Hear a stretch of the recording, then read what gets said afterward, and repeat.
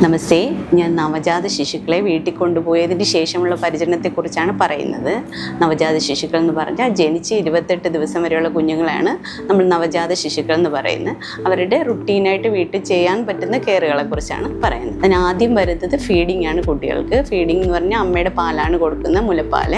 അപ്പോൾ 2-3 മണിക്കൂർ ഇടവിട്ട് 2 മുതൽ 3 മണിക്കൂർ ഇടവിട്ട് നമ്മൾ കുഞ്ഞുങ്ങളെ ഉണർത്തി പാല് കുടിപ്പിക്കണം. സാധാരണ രീതിയിൽ കുഞ്ഞുങ്ങൾ 2-3 മണിക്കൂറിന് കൂടുതൽ ഉറങ്ങില്ല. അതിന് മുന്നേ വിശന്ന് ഉണരുമ്പോൾ അവരെ പാല് കുടിപ്പിക്കാം. പാല് കുടിപ്പിക്കുമ്പോൾ പ്രത്യേകം ശ്രദ്ധിക്കേണ്ട കാര്യം, അമ്മ എണീറ്റിരുന്ന് തന്നെ പാല് കുടിപ്പിക്കണം.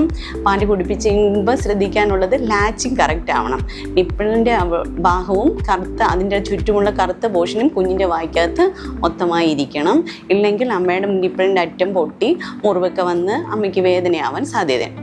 പാല് കുടിപ്പിച്ചതിന് ശേഷം കുഞ്ഞിനെ തോളിക്കിടത്തി നല്ലപോലെ ഗ്യാസ് തട്ടിക്കളഞ്ഞില്ല എങ്കിൽ കുഞ്ഞ് ഛർദ്ദിക്കാനുള്ള കാരണമാണ്. ഗ്യാസ് തട്ടിക്കളഞ്ഞതിന് ശേഷം മാത്രം ബെഡിൽ കിടത്തുക.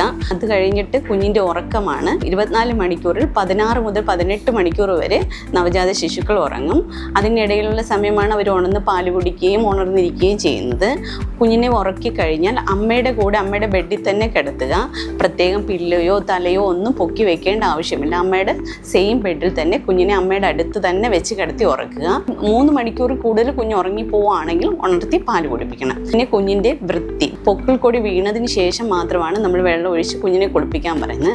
പൊക്കിൾക്കൊടി വീഴുന്നതിന് മുന്നേ കുഞ്ഞിനെ ചെറിയ ചൂടുവെള്ളത്തിൽ തുണി മുക്കി തുടച്ച് മൊത്തം വൃത്തിയാക്കാം.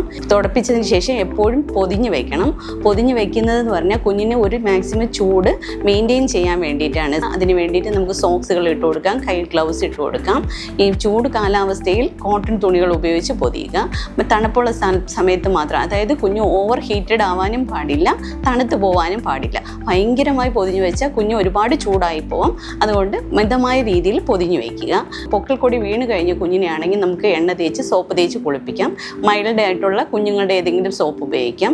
സോപ്പ് ഉപയോഗിച്ച് കുളിപ്പിക്കുമ്പോൾ ഒരുപാട് സമയം എണ്ണ തേച്ച് വെള്ളത്തിൽ തണുക്കാൻ വേണ്ടി വിട്ടുകൊടുത്ത് പെട്ടെന്ന് കുളിപ്പിച്ച് കയറ്റുക. കുളിപ്പിച്ചതിന് ശേഷം നല്ലപോലെ കുഞ്ഞുങ്ങളെ തുടച്ച് ഉണക്കി വയ്ക്കുക.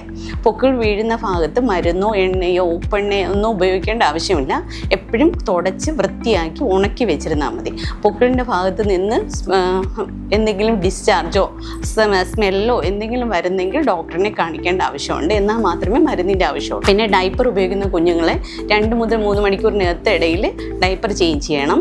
ഡൈപ്പർ മാറ്റി കഴിഞ്ഞതിന് ശേഷം അവിടെ വൃത്തിയായി കഴുകി ഉണക്കി വയ്ക്കുക. അല്ലെങ്കിൽ ഡൈപ്പർ റാഷ് വരാനുള്ള സാധ്യതയുണ്ട്. അഥവാ റാഷ് വന്നാൽ കുഞ്ഞുങ്ങൾക്ക് റാഷ് ഫ്രീ ക്രീം ഉപയോഗിച്ച് കൊടുക്കാം. അത് ഡോക്ടറുടെ നിർദ്ദേശപ്രകാരം മാത്രം ചെയ്യുക. അമ്മയും കുഞ്ഞും തമ്മിലുള്ള ബോണ്ടിങ്, അതായത് കുഞ്ഞിനെ പാല് കുടിപ്പിക്കുന്ന സമയത്ത് അമ്മ കുഞ്ഞിനെ തടവി കൊടുക്കുക, വർത്താനം പറയുക, പാല് കൊടുക്കുക, ഇതെല്ലാം അമ്മയും കുഞ്ഞും തമ്മിലുള്ള ബോണ്ടിങ് കൂടുന്നതിന് സഹായിക്കും. പിന്നെ നമുക്ക് കുഞ്ഞിനെ വീട്ടിൽ കൊണ്ടുപോയതിന് ശേഷം ശ്രദ്ധിക്കാനുള്ള കാര്യം, അതായത് എപ്പോൾ ഡോക്ടറെ കാണിക്കണം എന്നുള്ളത്, കുഞ്ഞിന് പനി ഉണ്ടാവുക, അല്ലെങ്കിൽ ഭയങ്കര ഛർദിലോ വയറിളക്കമോ ഉണ്ടാവുക, അങ്ങനെ എന്തെങ്കിലും ഉണ്ടെങ്കിൽ കുഞ്ഞിനെ ഡോക്ടറെ കാണിക്കേണ്ടതാണ്. കളർ ചേഞ്ച്, അതായത് കുഞ്ഞിൻ്റെ മേലിൽ മഞ്ഞ കളർ കൂടുകയോ കയ്യോ കാലോ നീടിച്ചിരിക്കുകയോ അങ്ങനെ എന്തെങ്കിലും കാണുവാണെങ്കിൽ നമ്മൾ ഡോക്ടറെ കാണിക്കേണ്ട ആവശ്യമാണ്. ഇത്രയുമാണ് നമ്മൾ കുഞ്ഞുങ്ങളെ വീട്ടിൽ കൂടുതലായി ശ്രദ്ധിക്കാനുള്ള കാര്യം.